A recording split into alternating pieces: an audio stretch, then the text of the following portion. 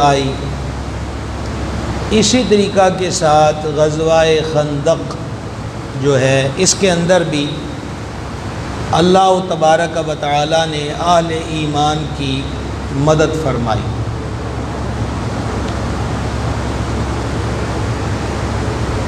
یہ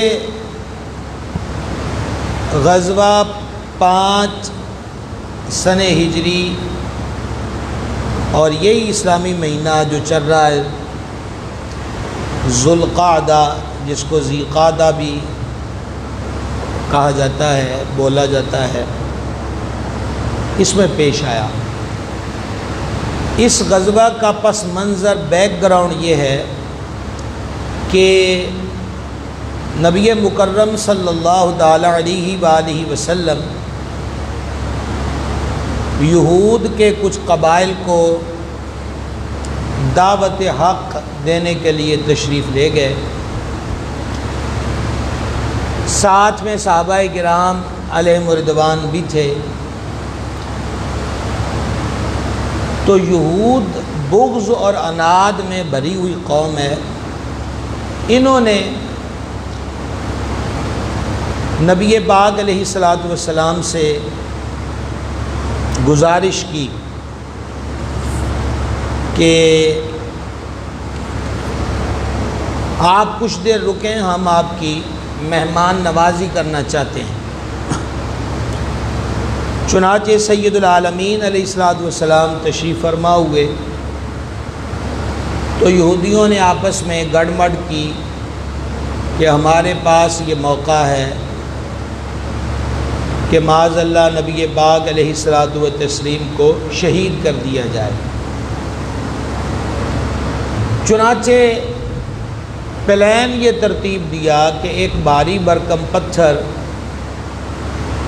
اس چھت پہ لے جایا جائے جس کی دیوار کے باہر حضور اقدس علیہ الصلوۃ والسلام رونق افروز ہیں۔ جبریل امین خدمت والا میں حاضر ہوئے اور اللہ کریم کا پیغام دیا کہ آپ یہاں سے تشریف لے جائیں۔ یہاں پر ایک عجب بات ہوئی کہ جب یہودی آپس کے اندر ان کے مذہبی پیشوا مشورہ کر رہے تھے کہ پتھر گرا کر نبی پاک علیہ الصلوۃ والتسلیم کو شہید کر دیا جائے، تو یہود ہی کے کچھ افراد نے اس بات کی مخالفت کی اور انہوں نے کہا کہ ان کو عرشوں سے پتہ چل جانا ہے، پھر ہمارا انجام جو ہے وہ بڑا بھیانک ہوگا۔ لیکن تعصب اور ضد ایسی چیز ہے جو بندے کو اندھا کر دیتی ہے۔ چنانچہ جان عالم علیہ الصلوۃ والتسلیم تشریف لائے اور پھر یہ فیصلہ کیا گیا کہ 10 دن کے اندر اندر یہ بدعہد لوگ اپنا علاقہ چھوڑ کے یہاں سے چلے جائیں۔ لیکن رئیس المنافقین جس کا نام عبداللہ تھا، اس نے ان کو اپنی مدد کی پیشکش کی کہ تمہیں یہ قلعے اور علاقے چھوڑنے کی ضرورت نہیں ہے، میں ایک بھاری بھرکم فورس کے ساتھ تمہاری ہیلپ کروں گا۔ چنانچہ انہوں نے نبی پاک علیہ الصلوۃ والسلام کی خدمت میں یہ پیغام بھیج دیا کہ ہم نہیں جائیں گے، جو آپ نے کرنا ہے وہ کر لیا جائے۔ مختصر یہ کہ جان عالم علیہ الصلوۃ والسلام تشریف لے گئے اور ان کے اس علاقے کا، ان کے قلعے کا محاصرہ کیا گیا، اور بالآخر وہ مجبور ہو کر آمادہ ہوئے کہ ہماری جان بخشی کر دی جائے۔ تو انہیں تھوڑا سا ٹائم دیا گیا کہ وہ اپنا سامان اٹھائیں اور یہاں سے نکل جائیں۔ تو یہ یہودی قوم اس انداز پر ذلت اور خواری کے ساتھ وہاں سے نکلے، مختلف علاقوں میں پہنچے۔ ان یہودیوں کا ایک ٹولہ مکہ المکرمہ کے اندر آیا اور مکہ المکرمہ میں آ کر مشرکین مکہ کے ساتھ انہوں نے بغض اور عناد کے اندر اتحاد کی کوشش کی۔ کئی مرتبہ گزارش کی جا چکی کہ فرمایا گیا الکفر ملت واحد، کہ کفر ایک ملت ہے۔ اب یہودی اہل کتاب ہونے کا دعویٰ کرتے تھے اور وہ بگاڑ چکے تھے، اور جب کہ یہودی اہل کتاب تو تھے، لیکن مشرکین مکہ جو بتوں کے پجاری ہیں ان کے ساتھ وہ اتحاد کر رہے ہیں۔ کس دشمنی میں؟ نبی پاک علیہ الصلوۃ والسلام کی عداوت میں، اسلام کی دشمنی میں۔ تو آپ اسلام کی ہسٹری کا مطالعہ کر لیجئے کہ کسی بھی دھرم سے تعلق رکھنے والے ہوں، چاہے وہ اہل کتاب کہلاتے ہوں، چاہے وہ مشرکین ہوں، چاہے وہ ستارہ پرست ہوں، اور چاہے وہ آتش پرست ہوں، اسلام کی مخالفت میں جب بھی کوئی ٹائم آیا تو کفر ایک ہو گیا۔ کاش کہ کبھی یہ 57 ملکوں کے مسلمان بھی ایک ہو جائیں، اور جب یہ ایک ہو گئے تو پھر ایک بھی نہیں ہے جو ان کے آگے ٹک سکے۔ کافر ہے تو شمشیر پہ کرتا ہے بھروسہ، مومن ہے تو بے تیغ بھی لڑتا ہے سپاہی۔ تو کفر ہمیشہ جمع ہوتا ہے۔ ابھی چند دنوں پہلے کچھ کلپ میرے پاس آئے، دیکھ کر بڑا حیران ہوا، دکھ بھی ہوا۔ آج سے 20 سال 25 سال پہلے کا دور دیکھتے ہیں اور آج کا دور دیکھتے ہیں تو فتنوں میں اضافہ ہوا ہے، کمی نہیں ہوئی۔ تبلیغ دین، اشاعت دین میں بھی اضافہ ہوا، شک کوئی نہیں ہے۔ یورپ و امریکہ میں جو مذہب تیزی کے ساتھ پھیل رہا ہے وہ اسلام ہے، اور آئے دن یہ خبریں موصول ہوتی ہیں کہ یورپ و امریکہ کے اندر چرچ خرید کر مسجدیں بنائی جا رہی ہیں۔ ابھی بھی امریکہ کے اندر چند دن پہلے ایک چرچ کا سودا ہوا ہے کہ وہ الحمدللہ مسلمان خرید کر اسے مسجد بنائیں گے۔ تو تیزی سے بڑھتا ہوا مذہب وللہ الحمد اسلام ہے۔ ان شانئک هو الابتر، حبیب جو تیرا عدو اور دشمن ہے نا، جو بدخواہ ہے، وہی ابتر ہے، وہی مقتوع ہو جائیں گے۔ تیری ذات اور تیرا ذکر پاک ہمیشہ قائم اور دائم رہے گا۔ تو گزارش کر رہا تھا کہ وہ یہودی جو ہیں انہوں نے آل مکہ کے ساتھ ساز باز کی اور کہا جی دیکھیں ہمیں وہاں سے انہوں نے نکال دیا ہے۔ تو مشرکین مکہ کو بدر اور احد کے زخم کی ٹیسیں ابھی اٹھ رہی تھیں، وہ ابھی ان زخموں سے گائل تھے، اس شکست فاج سے گائل تھے کہ بڑی بڑی فورس لے کر بھی گئے، 1000 لے کر گئے، 313 نے کاٹ کے رکھ دیے، ہاں جی۔ اور احد کے اندر لشکر پوری وحشت و بربریت کے ساتھ آیا، لیکن اللہ نے اہل ایمان کو فتح عطا فرمائی۔ تو وہ یوں کہہ لیجئے کہ زخموں کی ٹیسیں اٹھ رہی تھیں، اب ان کو مل گیا سہارا۔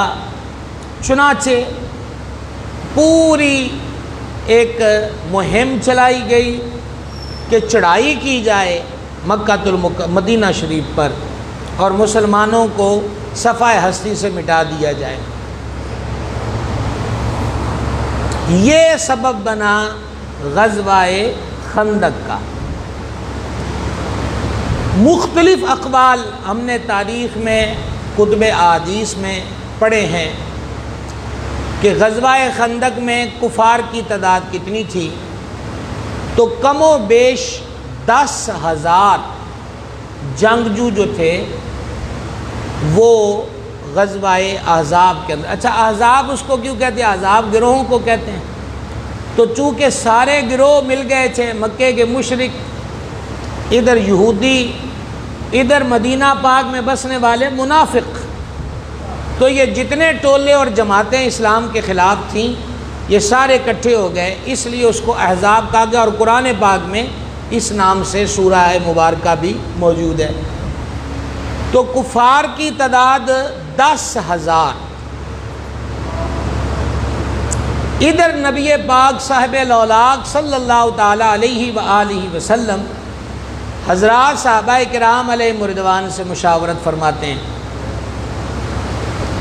تو سیدنا سلمان فارسی رضی اللہ تعالیٰ عنہ نے بارگاہ اقدس میں عرض کی، یا رسول اللہ علیہ السلام، اگر اجازت ہو تو میں مشورہ عرض کروں، کیونکہ مشاورت چل رہی تھی کہ مدینہ پاک میں رہ کر دفاعی صورتحال پوزیشن اختیار کی جائے یا باہر کھلے میدان کے اندر ان لوگوں کو روکا جائے اور ان سے مقابلہ کیا جائے. تو جب سلمان پاک نے عرض کی کہ مجھے اجازت عطا ہو مشورے کی اور انہیں اذن بخشا گیا، تو انہوں نے عرض کی، یا رسول اللہ علیہ السلام، فارس کے اندر ہم نے یہ دیکھا ہے، کیونکہ آپ کی عمر بہت زیادہ تھی، ہم نے یہ دیکھا ہے کہ جب دشمن چڑھائی کرے تو دفاع کے لیے خندق کھودی جاتی تھی شہر کے ارد گرد. تو مدینہ منورہ کے ارد گرد اگر خندق کھود دی جائے تو یہ دفاع کے لیے بہترین رہے گا. نبی پاک صلی اللہ تعالیٰ علیہ وآلہ وسلم نے حضرت سلمان فارسی کے اس مشورے کو قبول فرمایا. چنانچہ طے پایا کہ مدینہ منورہ کے داخلی راستوں پر خندق کھودی جائے. اس وجہ سے اس غزوے کو غزوہ خندق بھی کہا جاتا ہے. اب خندق کی چوڑائی اتنی ہونی چاہیے کہ پیدل تو کجات گوئی گھوڑ سوار بھی اس کو کراس نہ کر سکے. کفار 10,000 آ رہے ہیں اور اہل ایمان کی تعداد ہے 3,000. کتنے جی؟ 3,000. خندق کھودی جا رہی ہے. خندق کھودنے میں خود سرور عالم شفیع اعظم رحمت عالم صلی اللہ تعالی علیہ وآلہ وسلم بھی شریک ہیں. گزارش میں یہ کرنا چاہتا ہوں کہ تھوڑے دن پہلے ایک کلپ دیکھا میں نے، وہ موصوف اپنے آپ کو سید کہتے ہیں اور اہل سنت سے وابستہ ہونے کا اظہار بھی کرتے ہیں، لیکن بڑے افسوس کی بات ہے کہ سورہ احزاب کی آیات بینات کا غلط مفہوم پیش کیا گیا. جن آیتوں میں منافقین کا تذکرہ تھا، موصوف نے ایڑی چوٹی کا زور لگا کر حضرات صحابہ کرام علیہ رضوان پر ان کو فٹ کرنا چاہا. تو انشاءاللہ تعالی قرآن پاک بھی ہمارے سامنے یہ بھی واضح کریں گے. تو اس لیے میں نے نیت کی تھی کہ یہ جھوٹ کے پلندے جھوٹ بول کر اہل بیت کی شان میں جھوٹے بندے کیا اضافہ کر سکتے ہیں، اور جھوٹ بول کر حضرات صحابہ کرام علیہ رضوان کی عظمت کو پامال کیسے کر سکتا ہے، جن کو سند رضی اللہ عنہم و رضوا عنہ کی مل چکی کہ اللہ ان سے راضی ہے اور وہ اللہ سے راضی ہے. پر افسوس یہ ہوتا ہے کہ نقیب ہو یا خطیب ہو یا نعت خواں ہو، دیکھیں سیاسی پارٹیوں کے اندر بھی ہوتا ہے کہ اگر کسی پارٹی کا کوئی ایم پی اے ایسا بیان داغ دے جو اس پارٹی پالیسی کے خلاف ہو، تو باقاعدہ طور پر اس پارٹی کی طرف سے پریس ریلیز جاری ہوتی ہے کہ یہ اس نے اپنی ذاتی حیثیت میں بیان دیا ہے، پارٹی کا اس بیان سے کوئی تعلق نہیں ہے. تو اگر کسی کو بغض صحابہ کا مرض لاحق ہو گیا اور وہ لیبل اہل بیت کی محبت کا لگا کر اب امام احمد رضا کے ماننے والوں سے بڑھ کر محب اہل بیت کون ہو سکتا ہے؟ تو عرض یہ ہے کہ اگر پارٹی اہل سنت میں رہنا ہے تو پھر پارٹی پالیسی کے مطابق چلنا ہوگا، وگرنہ ہزاروں مجلسیں ہیں جہاں چاہے کوئی جائے، لوگ جاتے ہیں اور بہت کچھ کرتے ہیں، بڑا زہر اگلتے ہیں. ہمیں ان سے کیا، بات تو ان کی ہے کہ جو پارٹی بھی اہل سنت ہو، یہ اہل سنت و جماعت کیوں ہے؟ کیونکہ کریم نے فرمایا جب صحابہ کرام نے عرض کی کہ جنتی گروہ کون سا ہے، تو فرمایا ما انا علیہ و اصحابی، جو میرے اور میرے صحابہ کے طریقے پر ہے۔ اس لیے اس مسلک کو اہل سنت و جماعت کہا جاتا ہے کہ یہ سنت والے ہیں اور جماعت صحابہ کرام کے طریقے والے ہیں۔ تو یہ اہم فریضہ ہے، اور انشاءاللہ وہ آیات پڑھیں گے چاہے ہمیں 4 جمعے لگ جائیں، تو تفصیل انشاءاللہ غزوہ خندق کی، اور ہم بیان کریں گے کہ شمع رسالت کے پروانوں نے قربانیوں کے کیا جوہر دکھائے، ان کے انداز اور کیفیات کیا تھی۔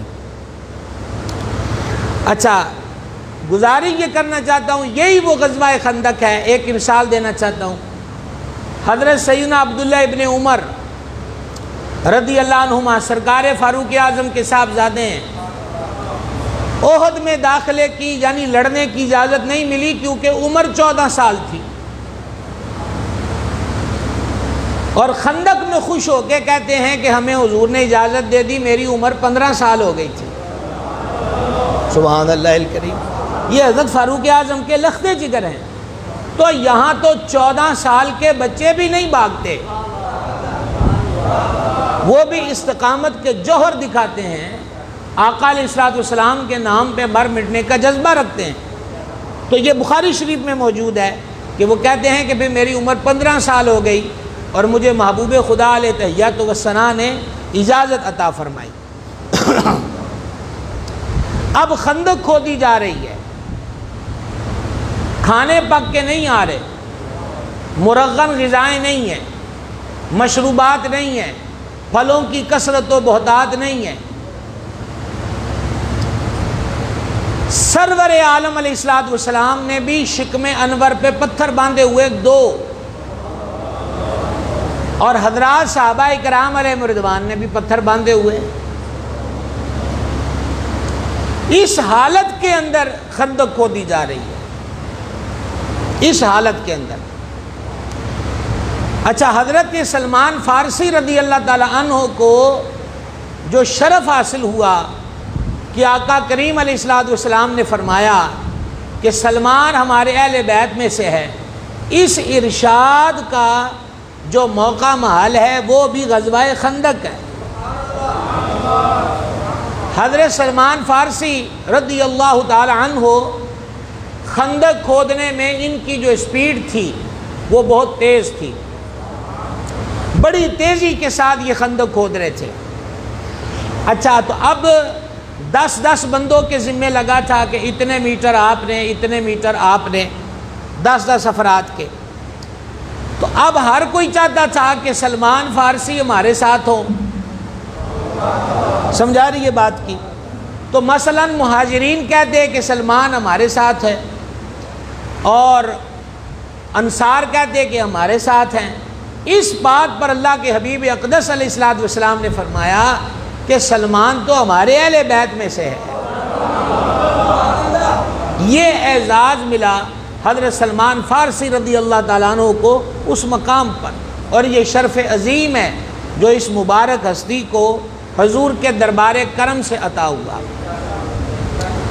اچھا، اب آپ غور کیجئے کہ خندق کھودی جا رہی ہے، اس میں سے پہلے کھودنا، اور وہ بھی پتھریلی زمین میں، جو حضرات مدینہ منورہ عالیہ حاضری کا شرف پا چکے ہیں، وہاں پر جبل صلہ، اس کو صلہ صلہ کہہ دیتے ہیں، سین لام عین، جبل صلہ یا جبل صلہ، اور صلہ پہاڑی بھی اس کو کہا جاتا ہے، اس کے باہر یہ خندق کھودی گئی۔ 2004 میں ہم پہلی بار کریم نے کرم فرمایا، حاضری کا شرف پایا، تو اس وقت وہاں مساجد 7 مسجدیں موجود تھیں، جس میں ایک مسجد فتح ہے۔ اس مسجد میں بدھ کے دن نبی پاک علیہ الصلوۃ والسلام نے دعا فرمائی تھی زور کے بعد، جب کفار محاصرہ کیے ہوئے تھے، تو اس لیے 2 باتیں معروف ہو گئیں اور مقبول بھی ہو گئیں۔ نمبر 1 کہ مسجد فتح میں دعا مانگی جائے تو دعا قبول ہوتی ہے، مدینہ پاک کے اندر۔ اور دوسرا یہ کہ بدھ والے دن ظہر اور عصر کے درمیان دعا مانگی جائے تو مالک کریم دعا کو قبول فرما لیتا ہے۔ آپ دیکھیں محبوب جہاں جلوہ گر ہو وہ بھی دعاؤں کی قبولیت کا مرکز بن جاتا ہے، اور حبیب جس گھڑی میں ہاتھ اٹھا دے وہ دن اور وہ گھڑی بھی اللہ تبارک و تعالیٰ کے دربار میں اس عروج پہ پہنچ جاتی ہے کہ آج 1500 سال بعد بھی کو ہاتھ اٹھائے تو عرشوں کا مالک عرضوں کو قبول فرما لیتا ہے۔ خندق کو کھودنا، پھر بیچ میں سے اس مٹیریل کو نکالنا، اس مقام پر نبی کریم صلی اللہ تعالی علیہ وآلہ وسلم نے جب حضرات اپنے غلاموں کو دیکھا کہ بھوک کا بھی عالم، پیاس کی بھی کیفیت، پھر عرب کی گرمی، لیکن وہ ایام سردی کے تھے جب یہ غزوہ خندق ہوا اور خندق کو کھودا گیا، یہ سردی کے ایام تھے۔ بھوک کے عالم میں خندق کو کھودنا، پھر اس میں سے وہ سامان نکال کر باہر پھینکنا، کپڑے گرد آلود ہیں، چہروں پر مٹیاں پڑی ہوئی ہیں۔ نبی پاک صلی اللہ تعالیٰ علیہ وسلم نے جب اپنے غلاموں کو دیکھا تو حضور یہ کہہ رہے تھے، اللہم ان العیش عیش الآخرہ، مولا اے میرے رب، زندگی تو آخرت کی زندگی ہے، عیش تو آخرت کی عیش ہے۔ اب اگلی بات سنیں، فاغفر لی انصاری والمہاجرہ، مولا انصار کی بھی مغفرت فرما اور مہاجروں کی بھی مغفرت فرما۔ یہ محبت ہے نبی پاک علیہ السلام کو اپنے غلاموں سے۔ اب وہ پرفتن دور آ گیا کہ منافقوں والی آیتیں، اور وہ بھی اہل سنت کے اسٹیج پر بیٹھ کر، پتہ ہے کہ آگے گھگو بیٹھے ہوئے ہیں، آیتیں پڑھ کر جو مرضی مفہوم کر دیا جائے، کون سا کسی نے پوچھنا ہے۔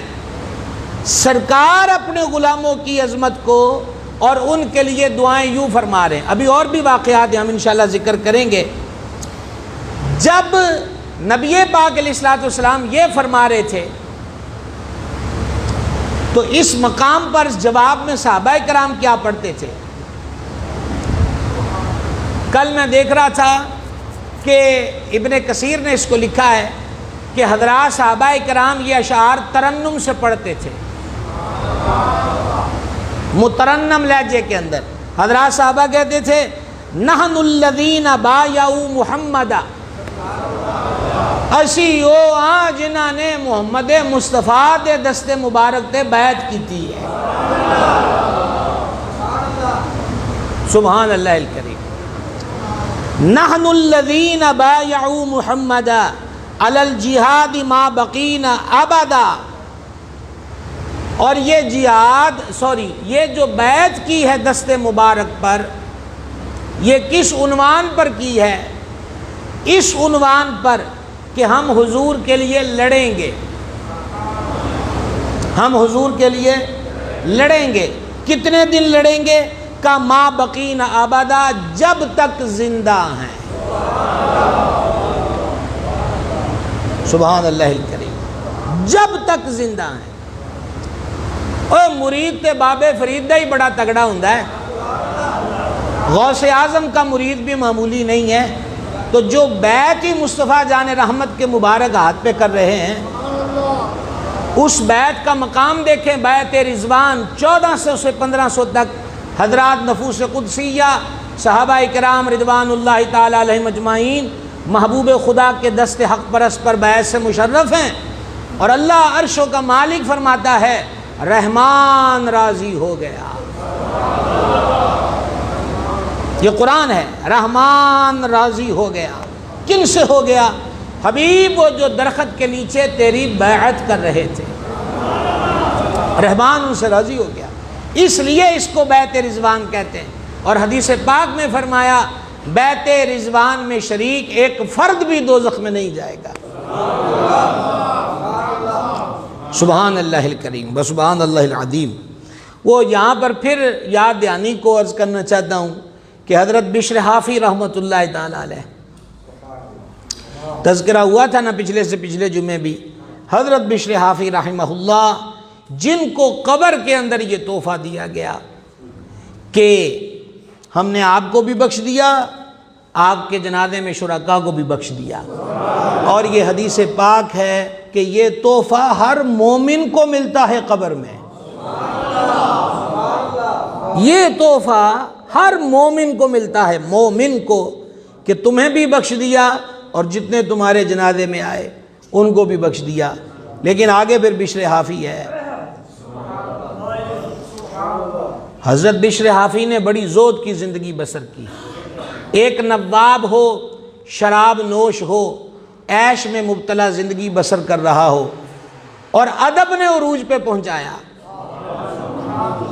یہی رونا ہے آج، وکالت صحابہ علیہ رضوان کا عنوان قائم کر کے اہل بیت اطہار کی بے ادبی، اور وکالت اہل بیت کا عنوان قائم کر کے حضرات صحابہ اکرام کی بے ادبی۔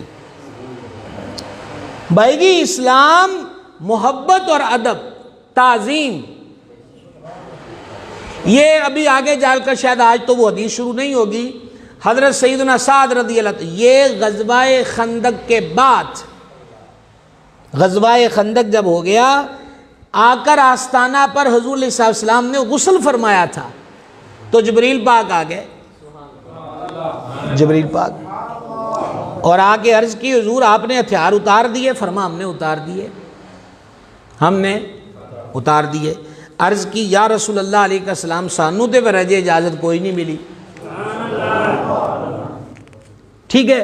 اس کے بعد پھر وہ یہودیوں کا قبیلہ جنہوں نے ایگریمنٹ تھا کہ اگر کوئی مدینہ پاک پہ حملہ کرے تو وہ متفق رہیں گے اور دشمن کے ساتھ نہیں ملیں گے، لیکن وہ دشمن کے ساتھ ملے، اب ان کی طرف جانا تھا۔ اور بات کو ہم مختصر کرتے ہیں، جب یہ حدیث شریف آئے گی تو اس پہ تفصیلی بات ہم کریں گے۔ نبی مکرم شفیع اعظم صلی اللہ تعالی علیہ وآلہ وسلم نے حضرت سعد رضی اللہ تعالیٰ عنہ کو بلایا، حضرت سعد کو بلایا، تو جب حضرت سعد آئے، یہ زخمی تھے، اور اب میں آپ سے ادھار کیوں رکھوں، حضرت سعد رضی اللہ تعالی عنہ کی رگ اکحل میں، یہ کونی کے پاس رگ ہوتی ہے جس میں تیر لگا تھا اور خون بہتا تھا، انہوں نے پہلے دعا مانگی، یا اللہ تیرے حبیب کے دشمنوں سے لڑنا مجھے پسند ہے، ہائے ہائے ہائے، تیرے حبیب کے دشمنوں سے لڑنا مجھے پسند ہے، اور مالک رحم فرما،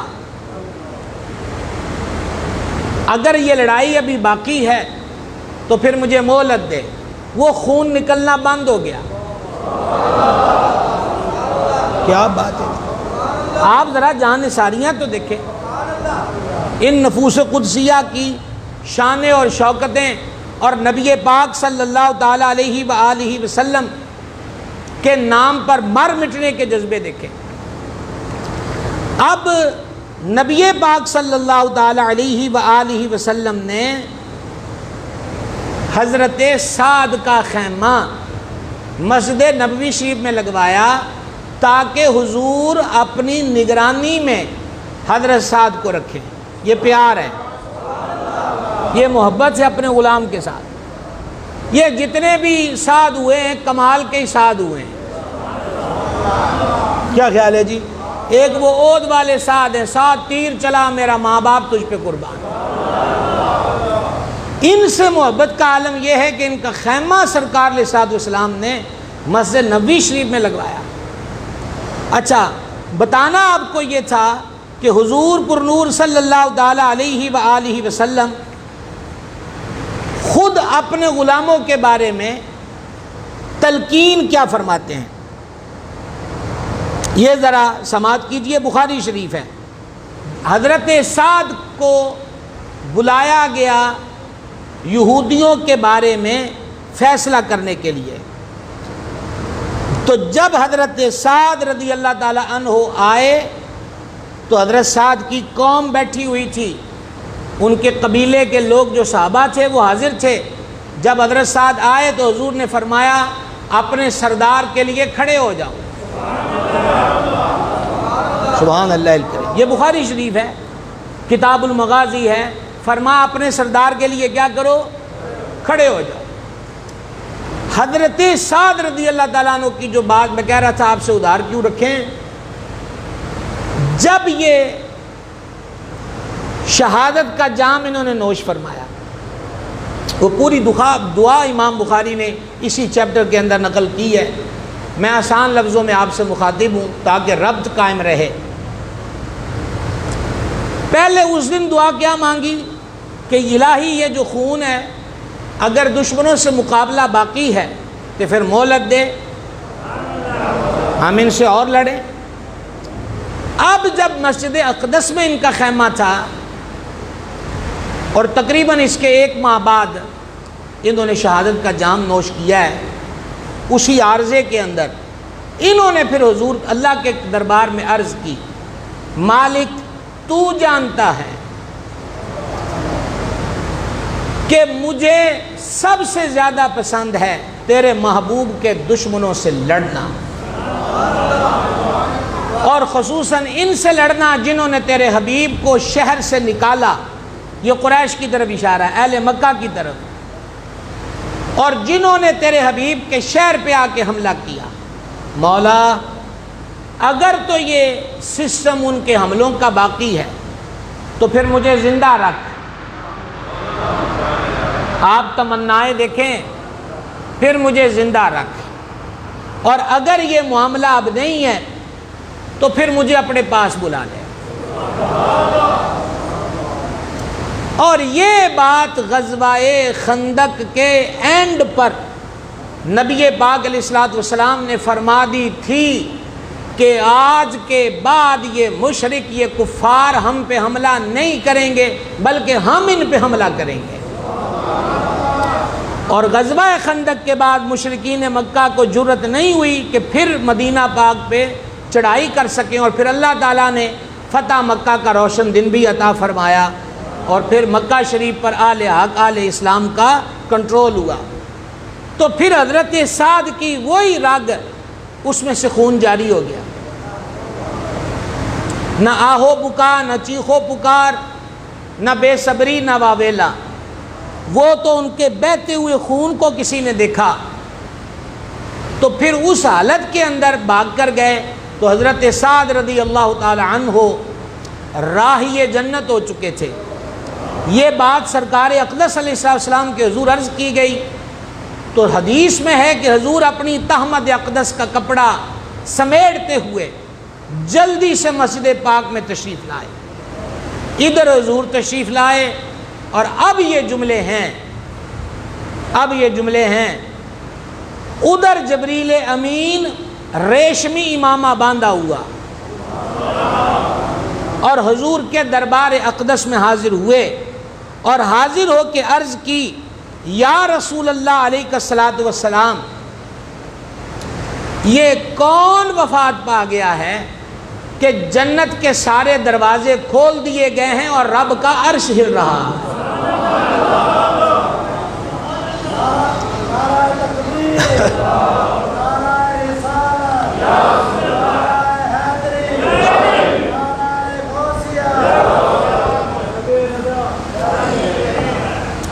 یہ ہیں حضرت سیدنا سعد بن معاذ رضی اللہ تعالی عنہ، اور حدیثوں میں ہے 70,000 فرشتہ اس دن اسپیشل وہ آیا تھا جو اس سے پہلے کبھی آسمان سے زمین پر نہیں آیا، اور یہ 70,000 فرشتہ حضرت سعد کا جنازہ اٹھانے کے لیے آیا ہوا ہے۔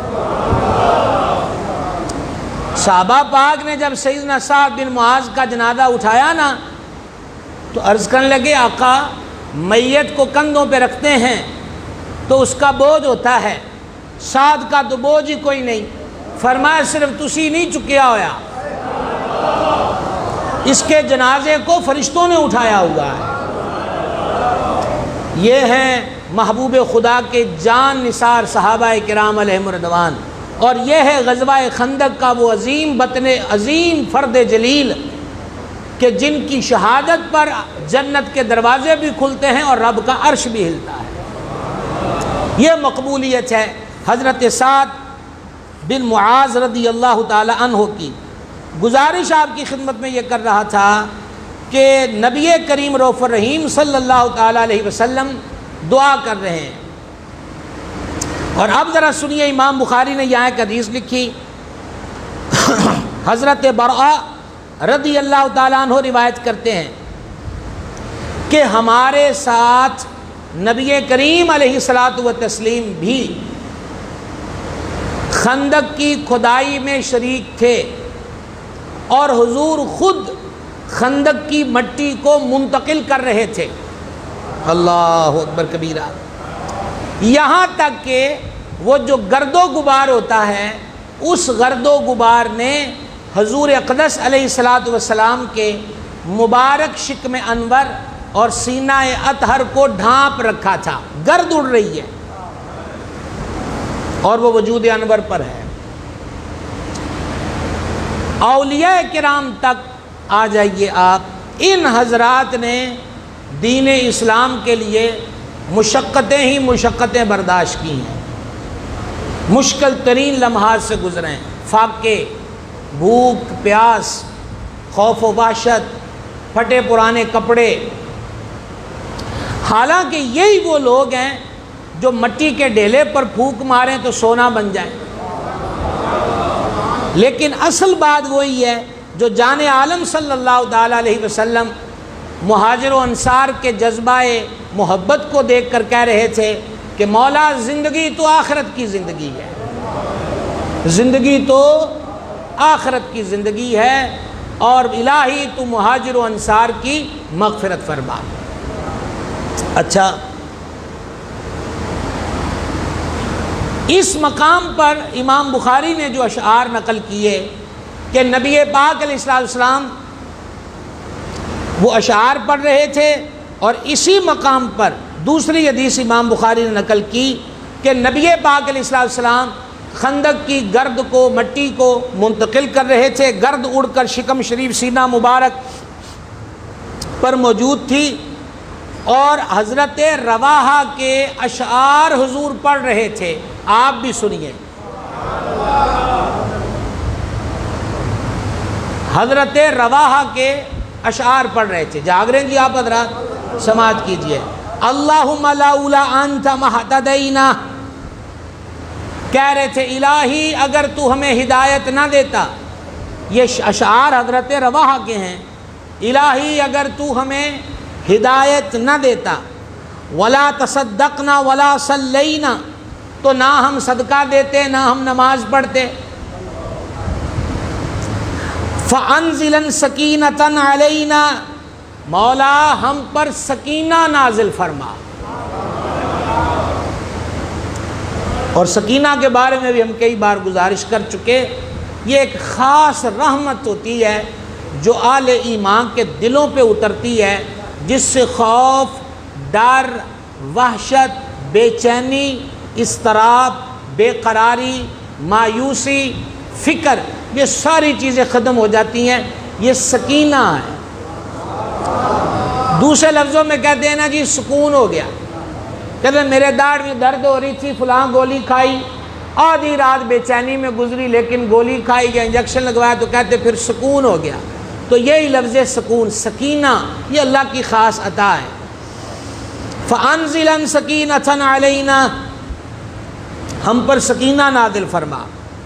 وَثَبِّتِ الْأَقْدَامَ إِلَّقِينَا، اور جب ہمارا مقابلہ ہو تو ہمیں ثابت قدم رکھ۔ استقامت بہت بڑی چیز ہے۔ الاستقامہ فوق الکرامہ، استقامت کرامت سے بھی بڑی ہوتی ہے۔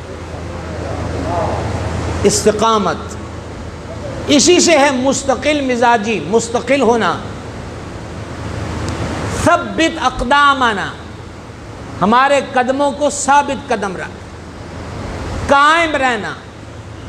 یاد رہے کہ اگرچہ یہ باتیں بھی کئی بار عرض کر چکے، ضمناً گزارش کر رہا ہوں، نفلی عبادات اور دیگر جو امور ہوتے ہیں ان کے اندر وہ اعمال اللہ کے حضور زیادہ پسندیدہ و مقبول ہیں کہ جن کے اندر استقامت ہو. دوسرے لفظوں میں کہتے ہیں ریگولر ہونا. کیا ہونا جی؟ ریگولر ہونا. اور اگر بندہ ریگولر نہیں ہے بلکہ وہ 50-50 ہے، 2 دن یہ پوزیشن، 2 دن یہ پوزیشن، 2 دن، تو وہ مستقل مزاج نہیں ہوتا. اور مستقل مزاج کے ہاں استقامت کا فقدان ہوتا ہے. اور استقامت ایک پسندیدہ عمل ہے اگر وہ حق پر ہو. ان الاول قد بغوا علینا،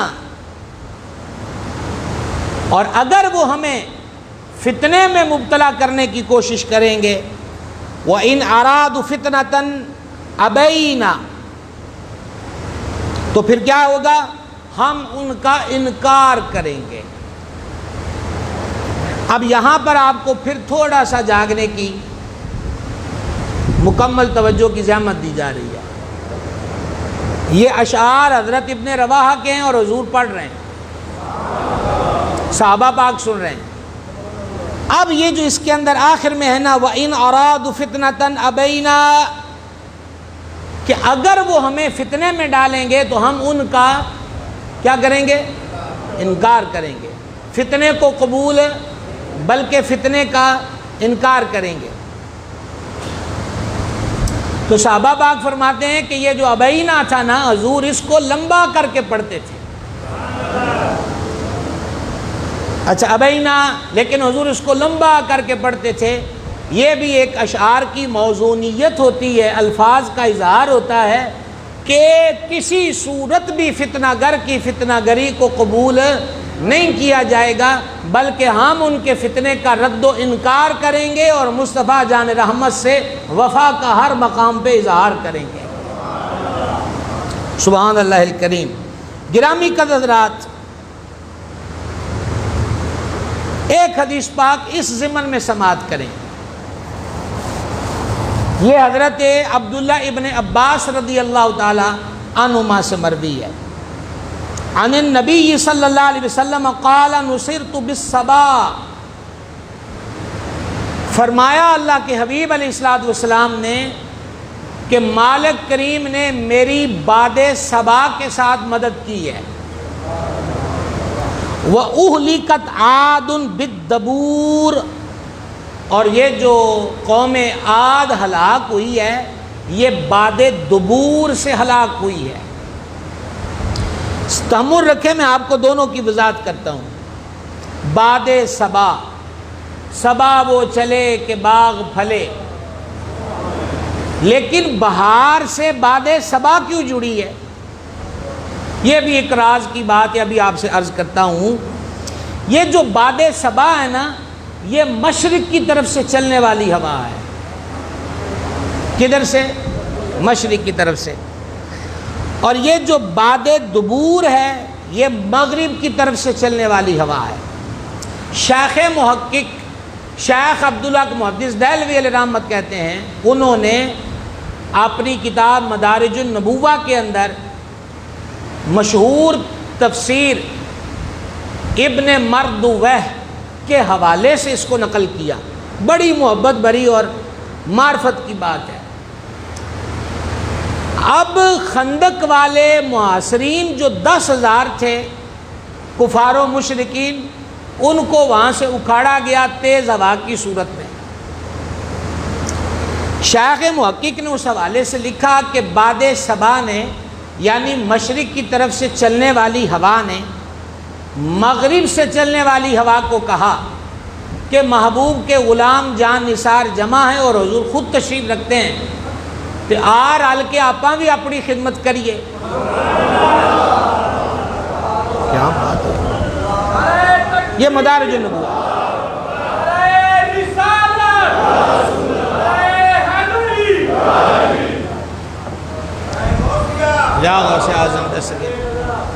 ہم بھی مدد کریں. پوری توجہ رکھیے گا، ایک لفظ بھی زائل کرنے والا نہیں ہے، قضا کرنے والا نہیں ہے. کہا کہ ہم بھی خدمت والا میں چلیں، تو باد دبور نے یعنی مغرب کی طرف سے چلنے والی ہوا نے کہا کہ نہیں میں نہیں جا سکتی۔ اس کے بعد سے یہ ہوا کہ باد دبور سے بہار چھن گئی، اللہ اللہ اللہ، اور باد صبا کے اندر برکت و بہار موجود ہے۔ پتہ چلا جو حضور کے دربار میں آنے سے انکار کر دے وہ بہار سے دور ہو جاتا ہے، اور جو حبیب کی چوکھٹ پہ سر رکھ دے وہ دنیا میں بھی پربہار ہے اور آخرت میں بھی پربہار ہے۔ اب امام احمد رضا کی اس تمنا کو دیکھیں، صبا وہ چلے، سمجھ آ گئی نا، باد صبا، باد ہوا کو کہتے ہیں نا، باد صبا مشرق کی طرف سے چلنے والی ہوا۔ صبا وہ چلے کہ باغ پھلے، وہ پھول کھلے کہ دن ہو بھلے، لوا کے تلے ثنا میں کھلے، رضا کی زباں تمہارے لیے،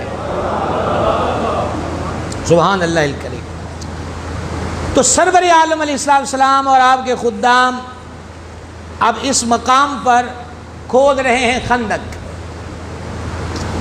اس دوران بہت سارے معجزات کا ظہور ہوا۔ 3 معجزات کا ذکر کرنا چاہتا ہوں اگر معینہ وقت تک یہ بات مکمل ہو گئی۔ پہلا، حضرت سیدنا جابر رضی اللہ تعالی عنہ کہتے ہیں میں نے نا سرکار علیہ السلام کو دیکھا نا کہ حضور بھی ساتھ مدد فرما رہے ہیں، دستگیری کر رہے ہیں، اور شکمے والا پہ پتھر ہیں،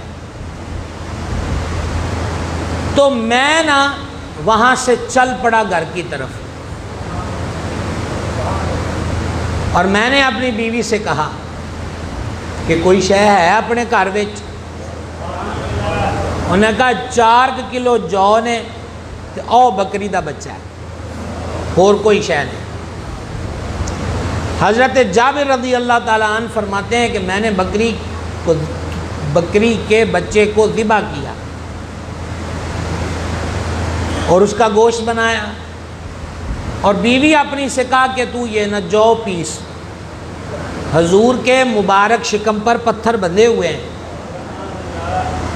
تے میرے کولوں برداشت نہیں ہویا۔ یہاں ایک قابل توجہ بات ہے کہ خندق کی گھاٹی سے گھر آئے ہیں، یہ آج تک مدت ہو گئی، آپ کو بھی یہ واقعہ سنتے ہیں، وللہ الحمد کہ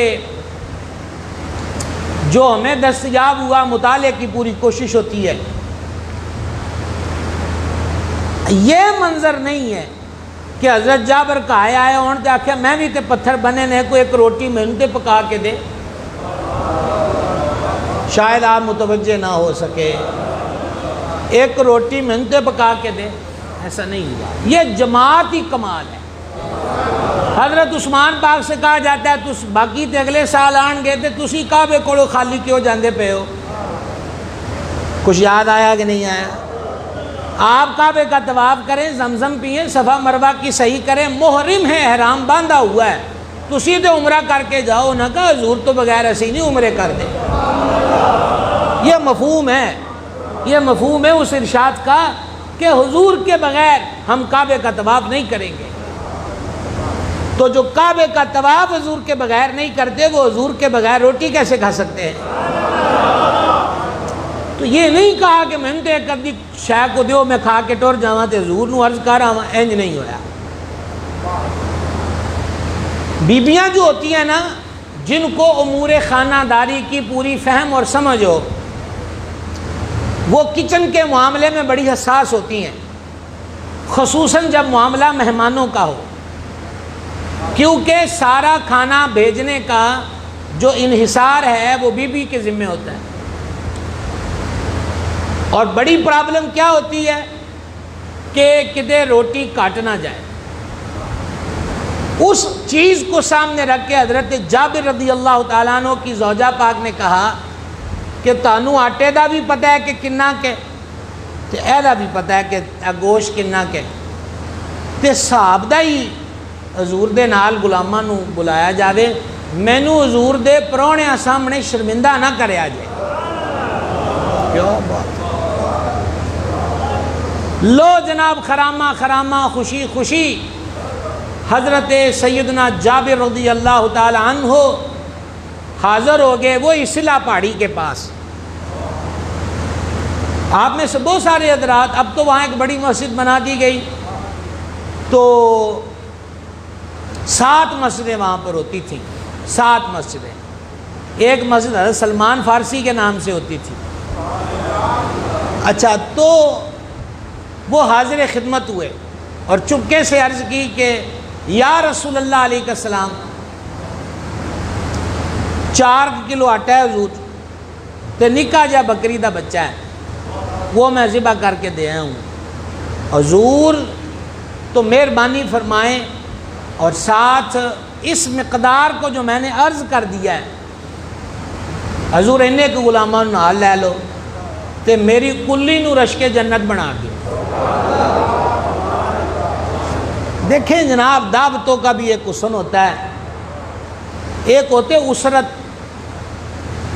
کے دن تنگی کے، اور ایک ہوتے ہیں یسر کے آسانی کے آسائش کے دن۔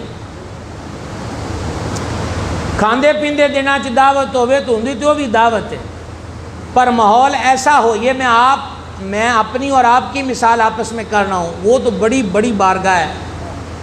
حضرت جابر کا مقدر دیکھے، ایس ویلے دعوت تے مہمان کون؟ وہ سرور کشور رسالت جو عرش پر جلوہ گر ہوئے تھے، نئے نرالے طرب کے سامان عرب کے مہمان کے لیے تھے، عرشوں کا مہمان۔ آج حضرت جابر کے گھر کے مہمان بن رہے ہیں۔ فرمایا کیا ہے؟ عرض کی حضور اتنا آٹا ہے، اتنا گوشت ہے۔ سرور عالم سید عالم علیہ السلام نے بآواز بلند خندق کھودنے والے حضرات صحابہ پاک سے فرمایا چلو سارے، جابر کے گھر تمہاری دعوت ہے۔ کیا بات ہے؟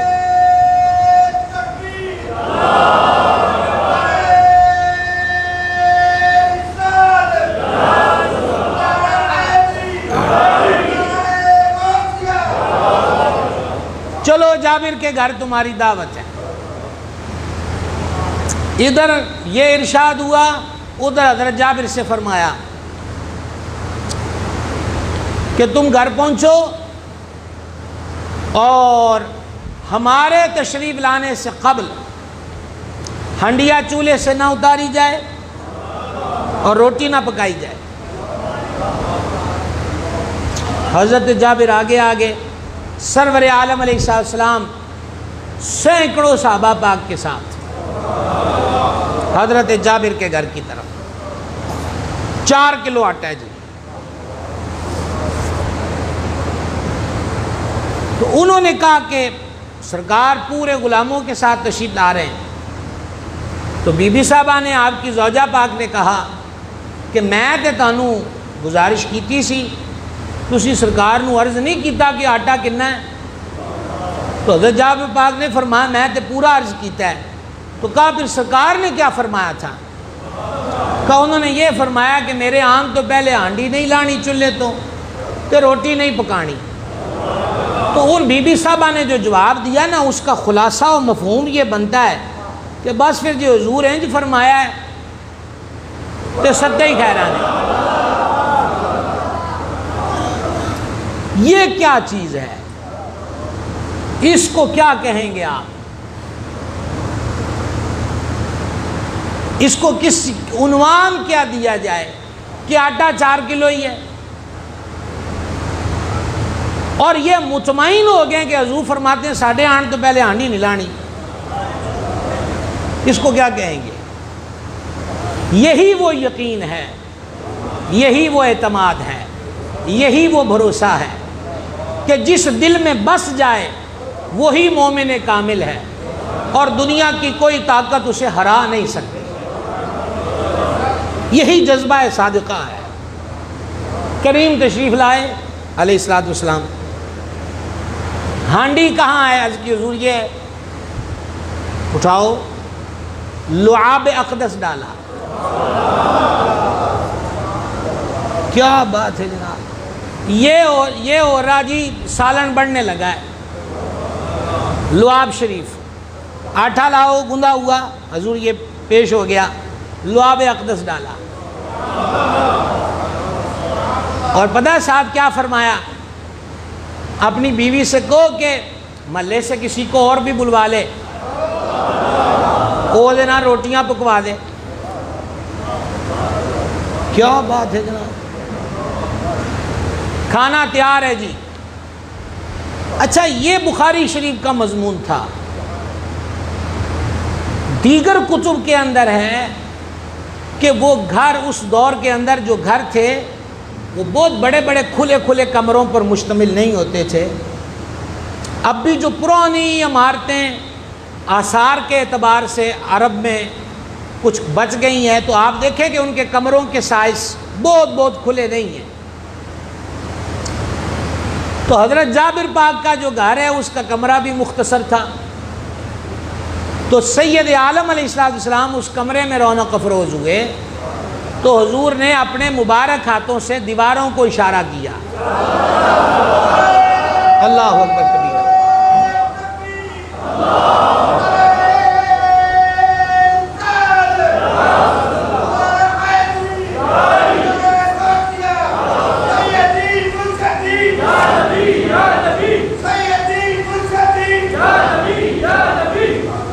اللہ اکبر کبیرہ.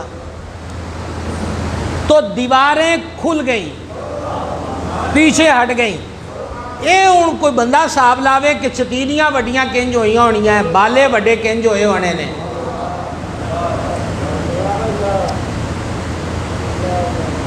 یہ سمجھ میں نہیں آتا تو انگلی کے اشارے سے چاند کا ٹوٹنا سمجھ میں کیسے آ سکتا ہے؟ کوئی سمجھ آئیے؟ تو ایک ہی کام کرنا چاہیے, اور وہ مولانا روم نے کہا عقل قربان کن بپیش مصطفیٰ. اپنی عقل حضور دے قدمات قربان کر دے بس. اچھا اب کھانا آ رہا ہے 10-10 کا, اور سرکار اقدس علیہ السلام فرماتے ہیں کھاؤ, ہڈی نہ توڑنا. اس کی جو ہڈی ہے وہ کوئی نہ توڑے, کھاؤ. اور میں اکثر یہاں پہ عرض کرتا ہوں سالن تھوڑا ہوئے تو بندے بہتے ہون, تو بندہ بہتے نیڑے والوں کہندا تھوڑا لا لا کے کھا لیا جے, سالن تھوڑا ہے روٹی تھوڑی ہے. مالکہ ہے فرمایا ہی نہیں کہ گزارا کرو کو برکی برکی. اللہ یعطی انما انا قاسم. اللہ دیتا ہے, ہم تقسیم فرماتے ہیں. تو یہ مہمانی حضور کی طرف سے ہے. تے پھر جڑا حضور دے دسترخوان تے بیٹھے نا انہوں یہ نہیں آکھیا جاندہ لا لا کے کھا, انہوں یہ آکھیا جاندہ راج راج کے کھا. امام احمد رضا کہتے ہیں جس کو قرص مہر سمجھا ہے اے جہاں اے, جس کو قرص مہر سمجھا ہے جہاں اے منعمو, ان کے خانے جود سے ہے ایک نانے سوختہ. فرمایا او جہان والو اور مختلف نعمتوں آسائشوں والو, یہ جو قرص مہر ہے, یہ جو آفتاب ہے, یہ جو سورج ہے, تم اس کو بہت بڑی چیز سمجھتے ہو. احمد رضا سے پوچھو کہ یہ اتنا بڑا سورج کیا چیز ہے. ان کے خانے جود سے, خان لفظ دسترخوان کا مخفف ہے خان, ان کے خانے جود کہتے ہیں عطا و سخاوت کو. ان کے خانے جود سے ہے ایک نانے سوختہ. نانے سوختہ کہتے ہیں جلی ہوئی روٹی کو. امام احمد رضا کہتے ہو جہاں والو جس سورج کو اتنی بڑی چیز سمجھتے ہو, احمد رضا کے نظریہ محبت میں یہ تو حضور کے دسترخوان کی جلی ہوئی روٹی ہے. سبحان اللہ الکریم, جلی ہوئی روٹی ہے. کھاؤ, ہڈی نہیں توڑنی. اب سب حضرات نے سیر ہو کے کھایا.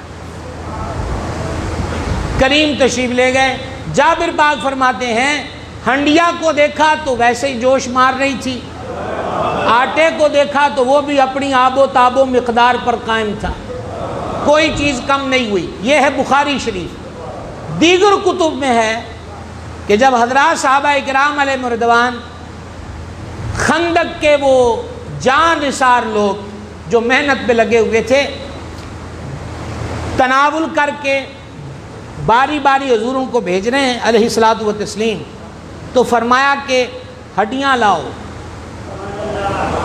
وہ جن کے لیے حکم تھا کہ ان کو توڑنا نہیں، ہڈیاں خدمت والا میں پیش کی گئیں۔ سرکار نے ہاتھ مبارک اٹھا کے کچھ پڑھا، اور جب پڑھا تو وہی بکری کا بچہ کان جھاڑتا ہوا کھڑا۔ اچھا، یہ کان جھاڑنے کے لفظ وہاں روایت میں ہیں، کیونکہ یہ بکریاں اور ان کے جو کان ہوتے ہیں یہ کانوں کو جھاڑتے، یعنی ہلانا۔ فرما جابر یہ بھی لے جا۔ کیا بات ہے، میرے کریم سے گر قطرہ کسی نے مانگا، دریا بہا دیے ہیں، در بے بہا دیے ہیں، علیہ الصلوۃ والتسلیم۔ یہ بھی لے جاؤ۔ فرماتے ہیں میں انہوں کنوں پھڑیا تو ہونوں میرے قابو نہ آئے، لیکن پہلے وہی تھا، اب اس کے اندر ایسا لگے کہ جیسے کوئی انرجی ہے، میرے قابو نہ آئے۔ تو میں کان سے پکڑ کے لے گیا تو میری بیوی نے مجھ سے کہا کہ یہ تو اونجدہ ہی ہے، جو جا تو اسی ذبح کیتا ہے۔ تو میں نے کہا یہ اونجدہ ہی نہیں، یہ وہی ہے، یہ سرور عالم نور مجسم علیہ الصلوۃ والتسلیم نے ہمیں عطا فرما دیا ہے۔ تو غزوہ خندق کے معجزات میں سے ایک یہ معجزہ ہے جو ظاہر ہوا۔ اور دوسرا معجزہ بخاری شریف میں یہ حدیث نقل ہے، دیگر کتب حدیث اور سورہ احزاب کی تفسیر کے اندر بھی جن مفسرین نے ان روایات کا احاطہ کیا انہوں نے بھی اس کو لکھا۔ سرکار اقدس علیہ السلام جلوہ گر ہیں۔ اب آپ ذرا خندق والوں کی کھانے کا عالم دیکھیں کہ کیا تھا۔ ایک کم عمر لڑکا یا بچی، انہوں نے ہاتھ میں کھجوریں لی ہوئی ہیں اور صبح کا وقت تھا۔ نبی پاک علیہ السلام نے ان کو گزرتے دیکھا، آواز دی، فرمایا کیا ہے؟ عرض کی کھجوریں ہیں۔ کس لیے ہیں؟ عرض کی امی نے بھیجی ہیں ماموں کے لیے اور ابے کے لیے کہ یہ تھوڑی سی کھجوریں ان کو دیو، وہ ناشتہ کر لیں۔ اب خندق کا محاذ ہے اور گھروں سے کھانے یہ آ رہے ہیں، آپ جاگ رہے ہیں، کھانے یہ آ رہے ہیں۔ سرکار نے فرمایا رکو، کھجوریں مجھے دو۔ سبحان اللہ۔ تو انہوں نے سرکار کی خدمت میں کھجوریں پیش کی، تو حدیث میں لفظ ہیں کہ مکمل ہاتھ مبارک جو تھے، وہ بک جو ہوتی ہے مکمل ہاتھ مبارک اس سے نہیں بھرے، یعنی کھجوریں اتنی وافر مقدار میں نہیں تھی۔ سرکار نے فرمایا کپڑا بچھاؤ۔ سبحان اللہ۔ کپڑا بچھایا گیا، کریم نے وہ کھجوریں اس پہ انڈیل دی۔ فرمایا ان ساریاں نو بلاؤ کہ ناشتہ کر لو۔ کاش کہ تسی بھی سارے سبحان اللہ کہہ دینا، تو سمجھ آ رہی ہے؟ سب کو بلاؤ۔ کھجوریں اتنی کہ مٹھی میں نہ سمائیں، اور سرکار نے کپڑا بچھا کر اس پر، یہ وہی منظر ہے جو تبوک پہ جاتے ہوا۔ لمبا سفر، کھانے پینے کی چیزیں ختم ہو گئیں، اور یہ حدیث بھی صحیح ستہ میں موجود ہے۔ تو بعض حضرات نے ایک پڑاؤ کے دوران عرض کی اجازت ہو تو ہم اونٹ ذبح کر لیں حضور، اس کو پکا کے کھلایا جائے اور کھایا جائے۔ سرکار نے فرمایا اجازت ہے۔ حضرت فاروق اعظم رضی اللہ عنہ نے جب دیکھا کہ کوئی اونٹ پکڑ کے ذبح کر رہا ہے تو آپ نے فرمایا کیوں ذبح کر رہے ہو؟ اونٹ ذبح کریں گے تو باقی لمبا سفر ایک ایک کر کے کاٹیں گے، سفر و سامان اور منزل پر کیسے پہنچیں گے؟ تو انہوں نے آگے سے کہا کہ ایسی حضور کو اجازت نہیں ہے۔ حضرت عمر چپ، کہا حضور نے اجازت عطا فرمائی ہے؟ جی عطا فرمائی ہے۔ کہا پھر تھوڑا جا رکیا جائے، میں حضور سے عرض کرنا چاہتا ہوں، حکم کا عدم نہیں ہو سکتا، کیونکہ حکم اللہ کے محبوب کا ہے۔ عرض کی حضور اجازت ہو تو میں کچھ عرض بارگاہ کرنا چاہتا ہوں۔ فرما کہو حضور لمبا سفر ہے تبوک کا، اور اگر یوں ہی ہم اپنی سواریاں ذبح کر کے کھائیں گے تو سرکار ہم یہ سامان افراد منزل پر کیسے پہنچیں گے؟ فرما عمر اب کیا چاہتے ہو؟ عرض کیا کہ میں یہ چاہتا ہوں کہ جن کے توشہ خانوں میں، توشہ دانوں میں کوئی چیز بھی بچی ہے، پنیر کا ٹکڑا، جو کا آٹا، کوئی آدھی چوتھا حصہ کھجور کا چھوارا، وہ جو چیزیں بیگ میں چمڑے کے رہ جاتی ہیں، تو وہ سب حضور ان کو حکم دیں کہ وہ لائیں اور سرکار کے سامنے پیش کر دیں۔ حضور پھر گورے گورے ہاتھ اٹھا دیں۔ سبحان اللہ۔ تو یہ نہیں فرمایا کہ وہ کھجور کے چوتھے ٹکڑے سے اور پنیر کی ٹکڑی سے اور تھوڑے سے پسے جو سے کیا ہوگا۔ فرما لاؤ جو کچھ بھی ہے، اب لا رہے ہیں، کوئی چٹکی بھر آٹا سامنے پیش ہے، ادرک چھوارا وہ بھی سامنے پیش ہے، یہ پنیر کی ٹکڑی ہے وہ بھی سامنے پیش ہے۔ علی ھذا القیاس، ڈھیر نہیں لگا، تھوڑی سی مقدار جمع ہوئی۔ کریم نے گورے گورے ہاتھ اٹھے، ہاتھ جس سمت اٹھا غنی کر دیا، موج بحر سماحت پہ لاکھوں سلام۔ مبارک ہاتھ اٹھائے۔ اور اگلی بات سنیے، جب دعا فرمائی تو ارشاد فرمایا اپنے توشہ دان بھر لو۔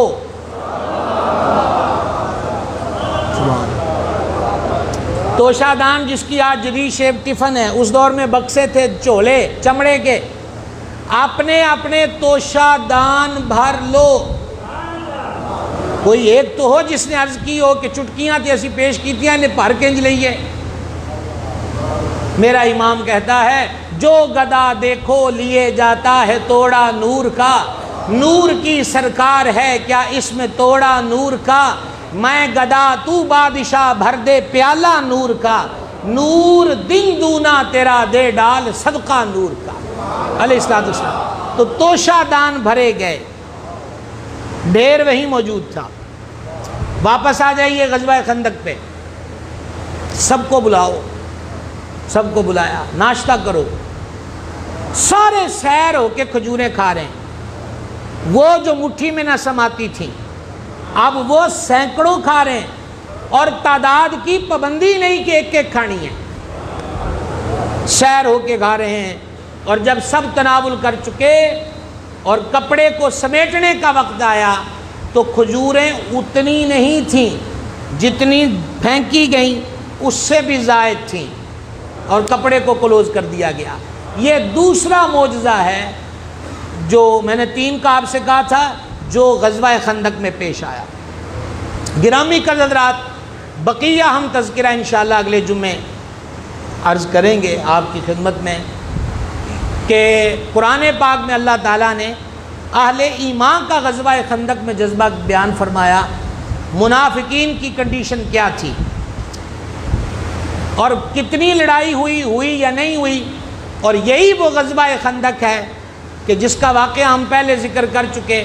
حضور مولا کائنات شیر خدا کرم اللہ تعالی وجہ الکریم کے مقابلے میں عمر ابن ود آیا، تو یہ بھی غزوہ خندق کا واقعہ ہے۔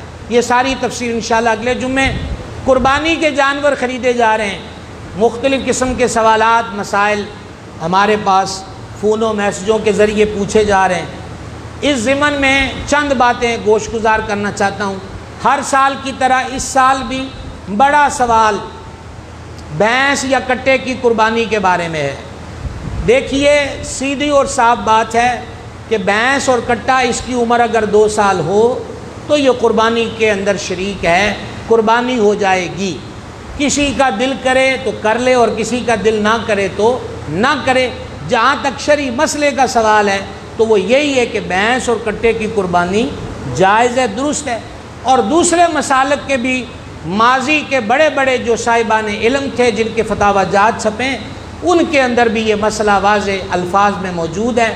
ہماری کتب فقہ کے اندر اور حدیث کی شرح کی جو کتب ہیں اس کے اندر بھی موجود ہے کہ جاموس یعنی کہ بھینس جو ہے کنوع البقر ہے، یعنی یہ گائے کی اقسام میں اس کو قربانی کی وجہ سے شمار کیا گیا، تو اس کی قربانی جائز ہے۔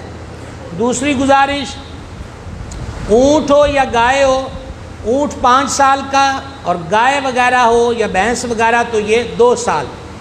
تیسری بات کہ اگر کوئی اونٹنی یا بکری یا بھینس یہ حاملہ ہو، اس کے پیٹ میں بچہ ہو، تو پھر اس کی قربانی نہ کی جائے۔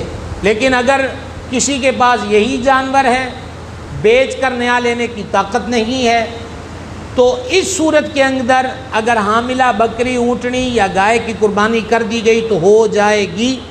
لیکن بہتر، ضروری یہی ہے، اچھا عمل یہی ہے کہ ایسے جانور کی قربانی نہ کی جائے۔ مجبوراً کی گئی تو قربانی ہو جائے گی۔ جس جانور میں نر اور مادہ دونوں قسمیں پائی جائیں اس کی قربانی بھی نہیں ہوگی۔ ایسا جانور جس کی ٹانگ کٹی ہے، لنگڑا کے چلتا ہے، اس کی قربانی بھی جائز نہیں ہے۔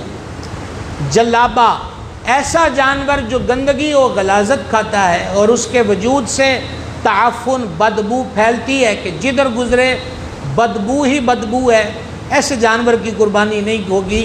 ہاں اگر اس کو روک لیا، اتنے دن کے چارہ ڈالا، اس نے گندگی نہیں کھائی، وجود کی سمیل ختم ہو گئی، تو ایسی صورت میں ایسے جانور کی قربانی جائز ہے۔ اچھا، پھر اونٹ میں اور گائے میں 7 افراد کا حصہ ہے اور 7 افراد اس میں شریک ہو سکتے ہیں۔ پھر ایک بہت بڑا سوال اور اہم ترین سوال جو سوالوں میں ہوتا ہے قربانی کے ایام میں، وہ ہے کہ بڑے جانور میں عقیقہ۔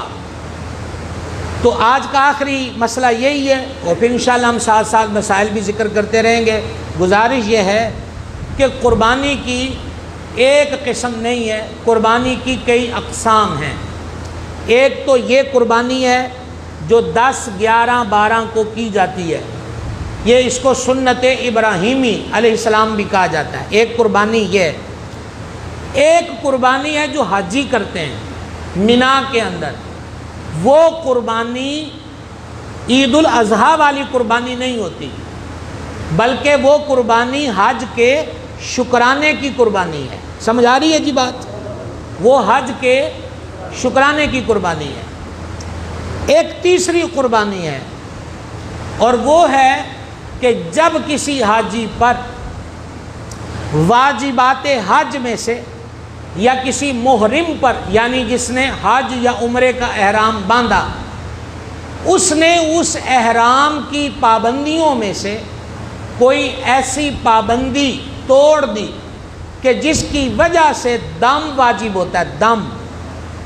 دم یہ جب کہا جاتا ہے کہ دم واجب ہو گیا تو اس سے مراد کیا ہوتی ہے کہ بکری، بکرا، بھیڑ یا دمبا جس کی عمر 1 سال ہو تو وہ اس کو قربان کرنا پڑے گا کفارے کے اندر۔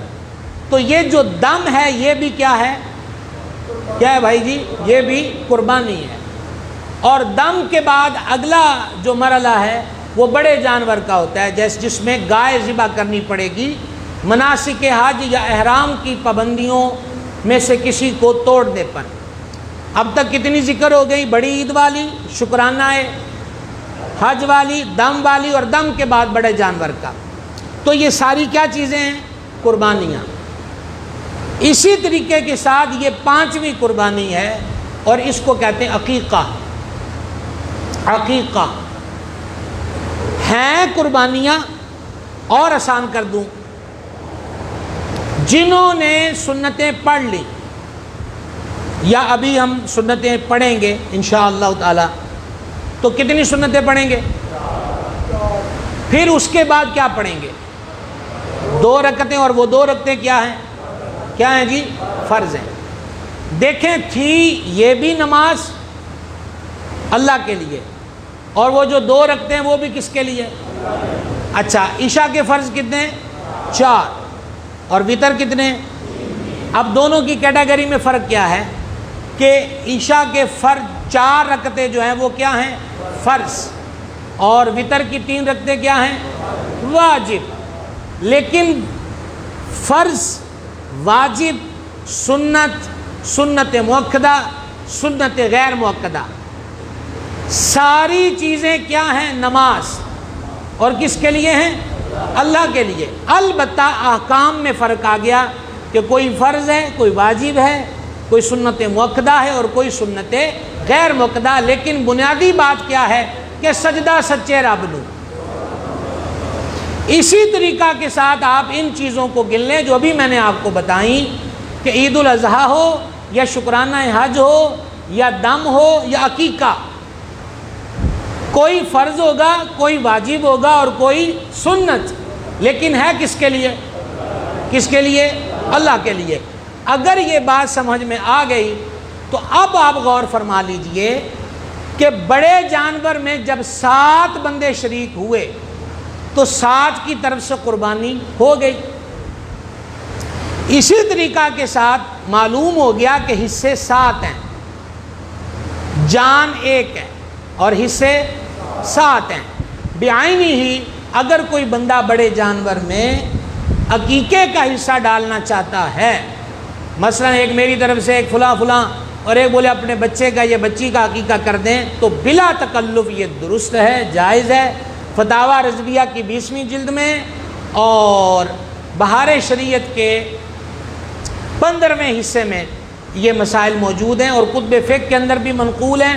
تو بڑے جانور میں اگر کوئی عقیقہ کا حصہ شامل کرنا چاہے تو کر سکتا ہے، کوئی نہیں کرنا چاہتا تو ہماری طرف سے تو ہم نے تو اعلان نہیں کیا کہ لازم کریں، بات ہے پوچھنے کی، اس کا جواب آپ کی خدمت میں عرض کر دیا گیا۔ انشاءاللہ اگلا جمعہ غزوہ خندق، باد صبا کیسے آئی، فرشتوں نے غزوہ خندق میں کیا خدمات سر انجام دیں، ٹھیک ہے، خندق کراس کر کے کوئی آیا کہ نہیں آیا، دشمنوں کا حال کیا ہوا، یہ ساری تفصیل انشاءاللہ اگلے جمعے۔ وما علینا الا البلاغ۔